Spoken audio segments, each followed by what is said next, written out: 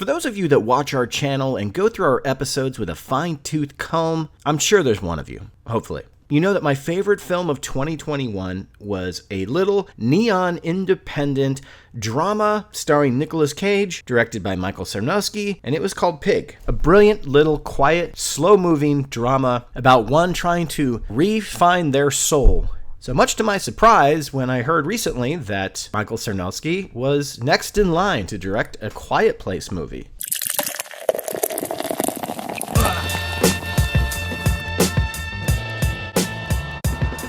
Now, I hadn't been a huge fan of this franchise up to this point. I thought 1 was a little overrated. I didn't think the direction was great. I didn't think the story flowed as well as a lot of other people did. I know I'm an island on my own for the most part. I thought that 2 was an upgrade. I liked it better. I liked the addition of Cillian Murphy. I thought it had more intensity and more grand payoffs.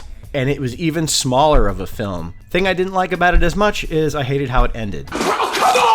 I didn't know if we were supposed to take that literally, or are we getting more follow-ups through this family? So, going into this one, I was interested because of the different take and setting, but I wasn't over the world excited. But when I found out that Sarnowski was the one that was going to direct it, my excitement level went up about 5 gulps. And I was also very curious about how he was going to handle something on such a grand scale like this. So what can I say after walking out of A Quiet Place day 1? It's the best movie in the franchise. It's right now my favorite film of 2024. This movie is fucking awesome.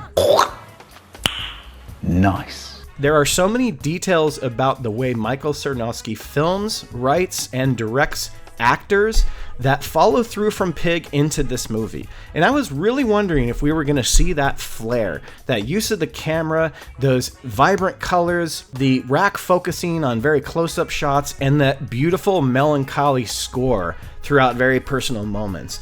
And I'm here to tell you that Quiet Place Day 1 is way more of a human character story than it is about action and aliens. And it's so much fucking better for that. That's what I'm talking about. Wow! Lupita Nyong'o is absolutely brilliant here, giving an Oscar caliber performance in a Quiet Place movie of all places. Hey, you know what? Whatever. What evs? She's a very, very interesting character to have as your lead because this is not a spoiler. She's got cancer. She, along with her sidekick, a cat who never leaves her side and is probably the star of the show of this movie. This is Frodo.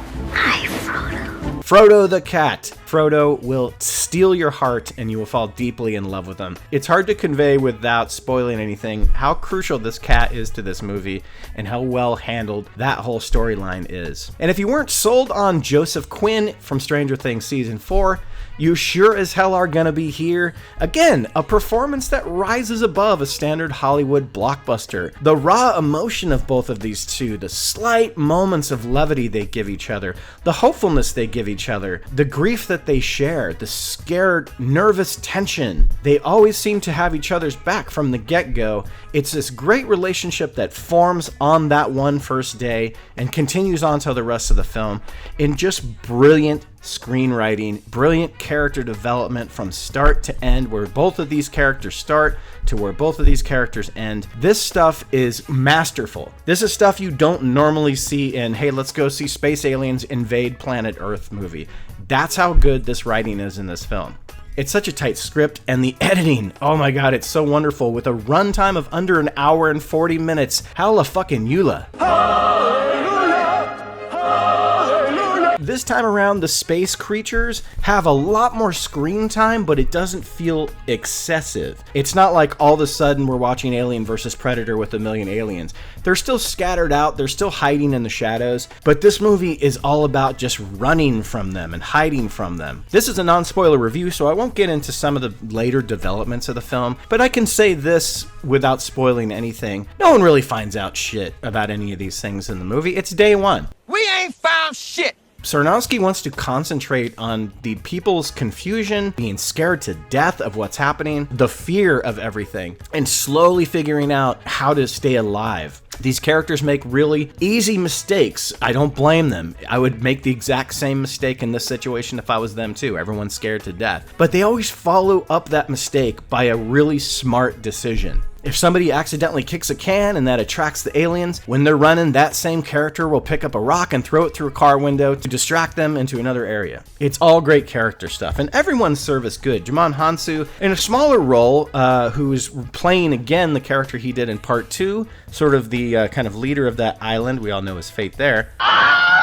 He's always such a joy to see on screen, so I was happy he got in there. Alex Wolff, who now has done 2 Michael Sarnowski movies, and he was fantastic in this one as well. Other than that, there's not a lot of characters and there's no other characters with dialogue. Most of this movie is dialogue free, but what sets this apart from some shitbox like Silent Night from last year is that it makes sense why no one's talking in this. I love how Sarnowski not only handles the emotional, personal moments with that signature look of light flooding and close-ups of faces and close-ups going in and out of focus, and not so much shaky cam, but handheld cam. You can feel it, you can see it. And the emotional moments that Lupita Nyong'o and Joseph Quinn share together is the highlight of this movie. As great as Sarnowski has directed and shot these action scenes with the big sky creatures, which is fantastic and is better than anything out of either one of the other 2 movies, but it's the personal moments that steal it. This movie is essentially an adventure of 2 people on their way to get pizza, and I'm not going to tell you any more context to that statement. You'll just have to see the movie for yourself,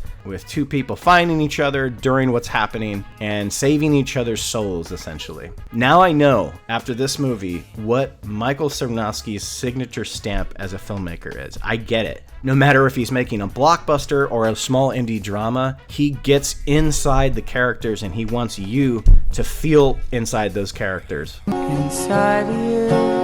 The decision for this movie to solely be about 2 characters who happen to be running from these crazy fucking alien creature monster, man, bear, pigs, whatever. That's the backdrop. This movie is intense. The action's amazing. This is the best sound design I've heard all year, probably longer. I thought Furiosa was going to take that. This movie wraps its freaking arms around Furiosa's sound design and squeezes it tightly. It's just brilliant. Genius, genius, genius! Every moment is so detailed. Yeah, so I was a little concerned about how Sarnowski was going to handle such a large film after the small, character-based, sad, dramatic Pig, but that was my favorite movie of 2021. But he takes this first swing at a big budget sci-fi horror action thriller and knocks it right out of the fucking park. We drink your cinema. I wanna snap your neck and spit on you.